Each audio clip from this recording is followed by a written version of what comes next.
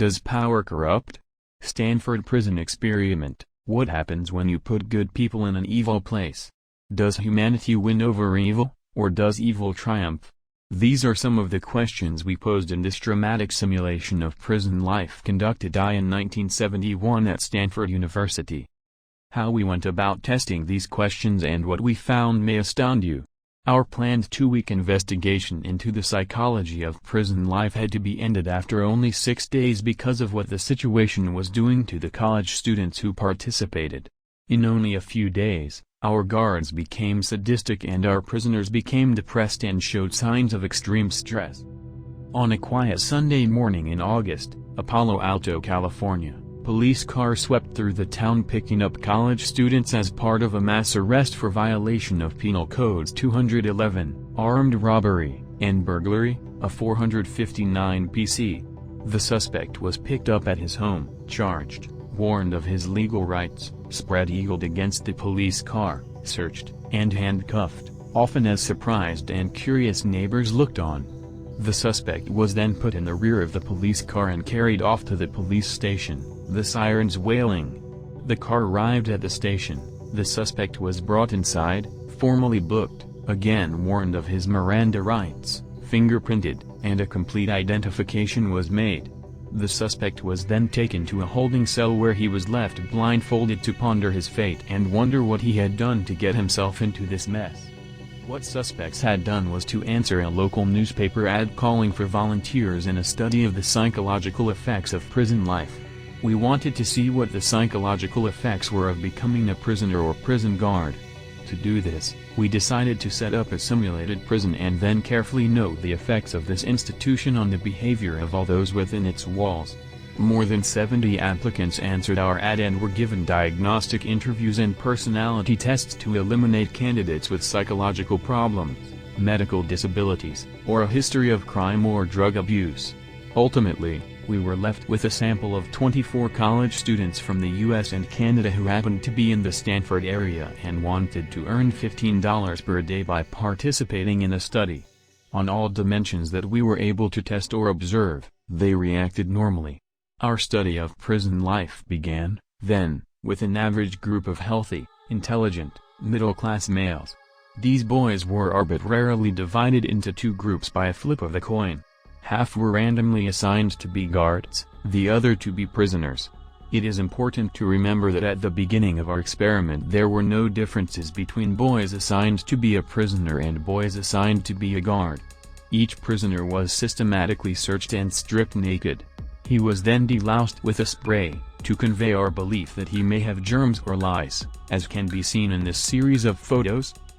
The guards were given no specific training on how to be guards. Instead they were free, within limits, to do whatever they thought was necessary to maintain law and order in the prison and to command the respect of the prisoners. The guards made up their own set of rules, which they then carried into effect under the supervision of Warden David Jaffe, an undergraduate from Stanford University. Day 1. At 2:30 a.m. the prisoners were rudely awakened from sleep by blasting whistles for the first of many counts. The counts served the purpose of familiarizing the prisoners with their numbers. But more importantly, these events provided a regular occasion for the guards to exercise control over the prisoners. At first, the prisoners were not completely into their roles and did not take the counts too seriously. They were still trying to assert their independence. The guards, too, were feeling out their new roles and were not yet sure how to assert authority over their prisoners. This was the beginning of a series of direct confrontations between the guards and prisoners.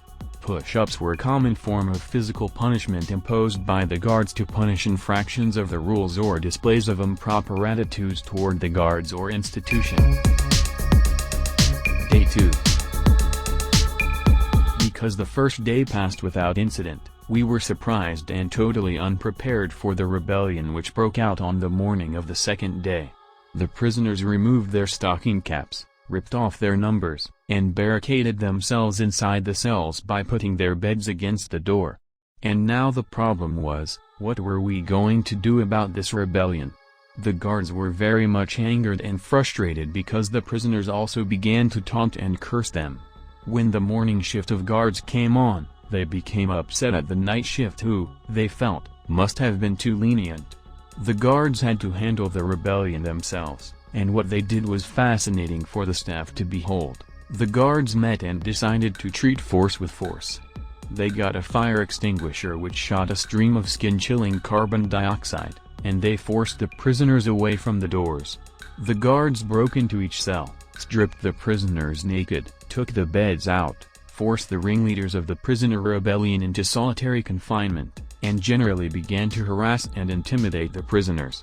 Less than 36 hours into the experiment, prisoner number 8612 began suffering from acute emotional disturbance, disorganized thinking, uncontrollable crying, and rage. In spite of all of this, we had already come to think so much like prison authorities that we thought he was trying to con us, to fool us into releasing him. It took quite a while before we became convinced that he was really suffering and that we had to release him. Day 3. Some of the parents got upset when they saw how fatigued and distressed their son was. But their reaction was to work within the system to appeal privately to the superintendent to make conditions better for their boy. When one mother told me she had never seen her son looking so bad, I responded by shifting the blame from the situation to her son. "What's the matter with your boy? Doesn't he sleep well?" Then I asked the father, "Don't you think your boy can handle this?" He bristled, "Of course he can. He's a real tough kid, a leader." Turning to the mother, he said, "Come on honey, we've wasted enough time already. Into me, see you again at the next visiting time." The next major event we had to contend with was a rumored mass escape plot. One of the guards overheard the prisoners talking about an escape that would take place immediately after visiting hours. The rumor went as follows: prisoner number 8612, whom we had released the night before, was going to round up a bunch of his friends and break in to free the prisoners. How do you think we reacted to this rumor? Do you think we recorded the pattern of rumor transmission and prepared to observe the impending escape? That was what we should have done, of course, if we were acting like experimental social psychologists. Instead, we reacted with concern over the security of our prison. What we did was to hold a strategy session with the warden, the superintendent, and one of the chief lieutenants, Craig Haney, to plan how to foil the escape after our meeting. The rumor of the prison break turned out to be just a rumor. It never materialized. Imagine our reaction. We had spent an entire day planning to foil the escape. We begged the police department for help, moved our prisoners, dismantled most of the prison. We didn't even collect any data that day. How did we react to this mess? With considerable frustration and feelings of dissonance over the effort we had put into no avail. At this point in the study, I invited a Catholic priest who had been a prison chaplain to evaluate how realistic our prison situation was, and the result was truly Kafkaesque. The chaplain interviewed each prisoner individually, and I watched in amazement as half the prisoners introduced themselves by number rather than name.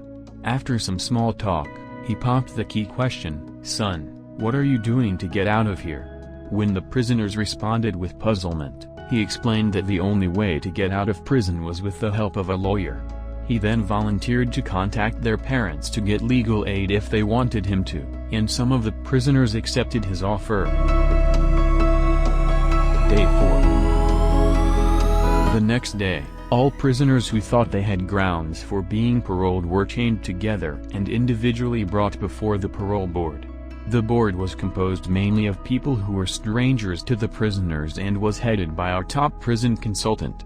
Several remarkable things occurred during these parole hearings. First, when we asked prisoners whether they would forfeit the money they had earned up to that time if we were to parole them, most said yes. Day 5. By the 5th day, a new relationship had emerged between prisoners and guards. The guards now fell into their job more easily, a job which at times was boring and at times was interesting. There were 3 types of guards. First, there were tough but fair guards who followed prison rules. Second, there were good guys who did little favors for the prisoners and never punished them. And finally, about a third of the guards were hostile, arbitrary, and inventive in their forms of prisoner humiliation. The prisoners even nicknamed the most macho and brutal guard in our study John Wayne. Later, we learned that the most notorious guard in a Nazi prison near Buchenwald was named Tom Mix, the John Wayne of an earlier generation, because of his Wild West cowboy macho image in abusing camp inmates. Where had our John Wayne learned to become such a guard? How could he and others move so readily into that role? How could intelligent, mentally healthy, ordinary men become perpetrators of evil so quickly? These were questions we were forced to ask. We did see one final act of rebellion. Prisoner number 416 was newly admitted as one of our standby prisoners. Unlike the other prisoners, who had experienced a gradual escalation of harassment, this prisoner's horror was full-blown when he arrived. The old-timer prisoners told him that quitting was impossible, that it was a real prison. Prisoner number 416 coped by going on a hunger strike to force his release. After several unsuccessful attempts to get number 416 to eat, the guards threw him into solitary confinement for 3 hours, even though their own rules stated that 1 hour was the limit. Still, number 416 refused. Day 6 End of the experiment. I ended the study prematurely for 2 reasons. First, we had learned through videotapes that the guards were escalating their abuse of prisoners in the middle of the night when they thought no researchers were watching and the experiment was off.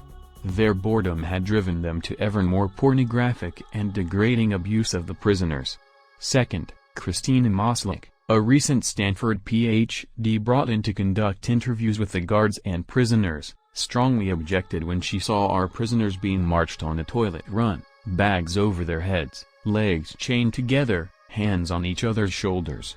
Filled with outrage, she said, "It's terrible what you are doing to these boys."